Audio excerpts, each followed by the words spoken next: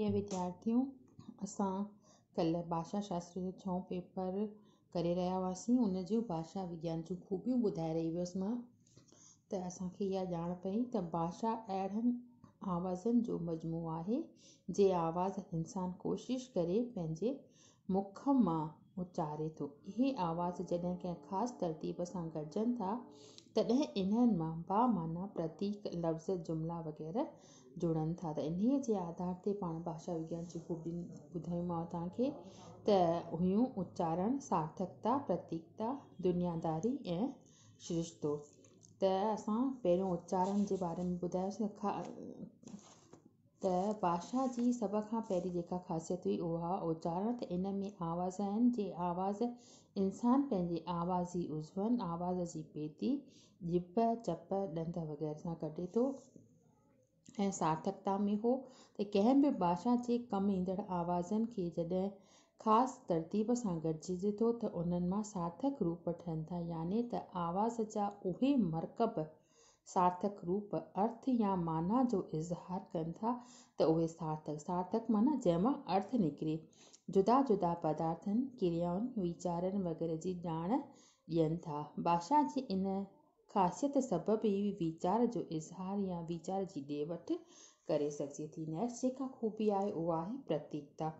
प्रतीकता में ॿुधायो वियो आहे त भाषा में जेके सार्थक अखर अचनि था उहे प्रतीक आहिनि। प्रतीक उनखे चइबो आहे जो कंहिं ॿिए पदार्थ जो निशान रूप बणिजे, उन पदार्थ जी ॼाण या अहसासु कराए। जीअं त इंसान जॾहिं कंहिंखे हथ जोड़े नमस्कार करियूं था, असां जॾहिं कंहिंखे हथ जोड़े नमस्कार करियूं था त उहे जोड़ियल हथ ख़ुदि जी इज़त कोन्हनि, मगर उहे इज़त जे इज़हार लाइ प्रतीक आहिनि। साॻीअ तरह भाषा में जेके सार्थक रूप कमु अचनि था उहे ख़ुदि को पदार्थ कोन आहिनि, मगर किन ॿियनि पदार्थनि, वस्तु, वीचार, क्रिया वग़ैरह जे बदिरां कमु अची उन्हनि पदार्थनि जी ॼाण या अहसासु कराइनि था। जीअं त जॾहिं असीं घोड़ो लफ़्ज़ चऊं था तॾहिं उहो लफ़्ज़ को ख़ुदि घोड़ो पदार्थ कोन्हे। घोड़ो लफ़्ज़ जेको आहे उहो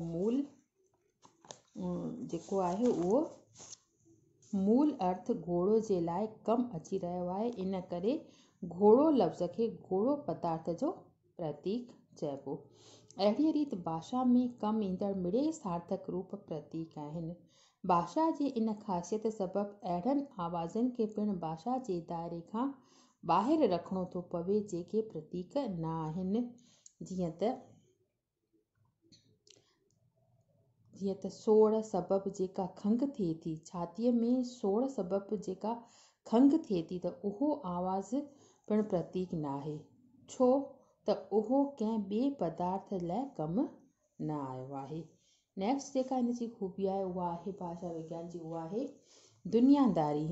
त दुनियादारी जो मतिलबु आहे दुनिया जे वहिंवार में हलंदड़ समाज जी रीति मूजिबि मञियल ॻाल्हि।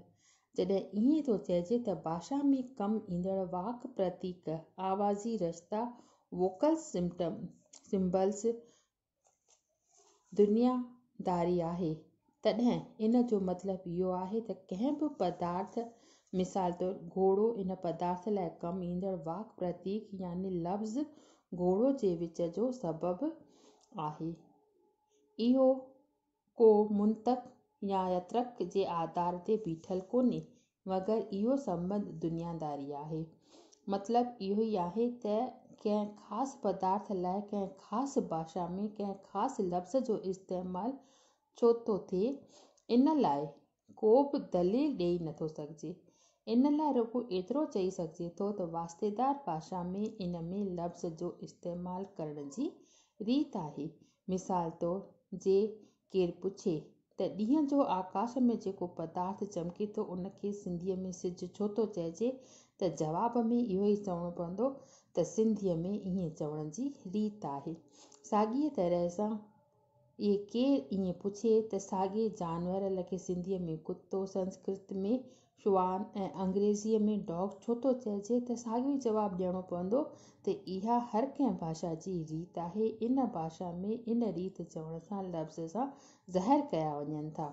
पदार्थ ऐं वाक प्रतीक जे विच जो संबंध जेको आहे उहो इहो आहे त दुनियादारी आहे। इन खे साबित करण लाइ एतिरो चवणु काफ़ी थींदो त जेकॾहिं कंहिं बि पदार्थ इन लाइ कमु ईंदड़ वाक प्रतीक ऐं को स्वाभाविक या तर्क ते ॿधल रिश्तो नातो हुजे हा त पोइ कंहिं बि पदार्थ लाइ सभिनी भाषाउनि में साॻियो ई वाक प्रतीक शब्द इस्तेमाल में अचे हा। मगर असीं ॾिसूं वेठा त ईअं कोन्हे। साॻिए पदार्थ लाइ दुनिया जे जुदा जुदा भाषाउनि में जुदा जुदा लफ़्ज़ मौजूदु आहिनि। हक़ीक़त इहा आहे त दुनिया में जुदा जुदा भाषाउनि जी उत्पत्तीअ जो मूल कारण भाषा जी इहा दुनियादारी जे उसूल मूजिबि जॾहिं साॻिए पदार्थ लाइ जुदा जुदा लफ़्ज़ इस्तेमाल में अचनि था त साॻिए दुनियादारी जे उसूल मूजिबि इन्हनि लफ़्ज़नि जे इस्तेमाल जा जुदा जुदा तरीक़ा व्याकरण जा नियम मुक़ररु थियनि था। तॾहिं ई जुदा जुदा भाषाऊं जनमु वठनि थियूं। अलबत् हर कंहिं भाषा में कुझु अहिड़ा लफ़्ज़ बि थियनि था जेके आवाज़ जे नकुल ते जुड़ियल हूंदा आहिनि। अहिड़नि लफ़्ज़नि में अक्सर थोरो घणो वास्तो पदार्थ सां ॾिसणु ईंदो आहे। जीअं त सिंधीअ में जंहिं पखीअ या कांउ छॾिबो आहे उन जे आवाज़ खे कांय कां चइबो आहे। साफ़ ज़ाहिर आहे त इन पखीअ कांव नालो संदसि आवाज़ कां कां करे ई पियो आहे। या मोटर साइकिल या फटफटी इन्हनि जा बि आवाज़ अहिड़ी रीति ऐं उन्हनि जा नाला उन्हनि जे आवाज़ ते पिया आहिनि। हिते इहा ॻाल्हि असांखे ध्यान में रखणु खपे त दुनिया जे सभिनी भाषाउनि में कां कां कंदड़ पखीअ खे कांव चइबो आहे, पर चवण जो मतिलबु इहो आहे त कंहिं बि पदार्थ ऐं कमु ईंदड़ शब्द जे विच में नातो आहे उहो दुनियादारी आहे, न कि लॉजिकल। नेक्स्ट जेका आहे भाषा जी ख़ूबी आहे उहा आहे सिरिश्तो। सिरिश्ते जो मतिलबु आहे त किन बि अलॻि अलॻि जुज़नि में को अहिड़ो नियम ॿधो रस्तो हुजे जंहिं सबबि उहे पाण में गॾिजी कमु कनि था। जीअं त मशीन जे पुर्जनि जो पाण में गहरो रिश्तो थिए थो। नृत्य कंदड़ बि खणी सघिजे थो। भाषा में का तरतीब या को रिश्तो आहे। भाषा का बेतरतीबी आवाज़नि जो मजमो कोन्हे। भाषा जा मिड़ेई अंग आवाज़ हिन जेका रीत आहे उन्हनि जे अकॉर्डिंग थिए थो। ख़ासि मजमूए ज़रिए प्रयोग हर का भाषा हिकु मख़सूस रिश्तो आहे जंहिं जो इस्तेमालु रुॻो उहे करे सघनि था जेके उन जा ॼाणू हुजनि। मतिलबु जंहिंखे भाषा ॼाणंदड़ हुजे उहो ई उन्हनि लफ़्ज़नि जो इस्तेमालु करे सघंदो, छो जो ॿिए भाषा ॼाणंदड़ खे त उहे लफ़्ज़ सम्झ में न ईंदा। इन करे हर कंहिं भाषा जो इस्तेमालु इन जे ॼाणंदड़नि ताईं महदूदु रहे थो। जेके भाषा सचपच ॼाणनि उन्हनि ताईं महदूदु रहे थो। सिंधी भाषा जो इस्तेमालु रुॻो उहे करे सघंदा जिन खे सचपच सिंधी भाषा ईंदी हूंदी।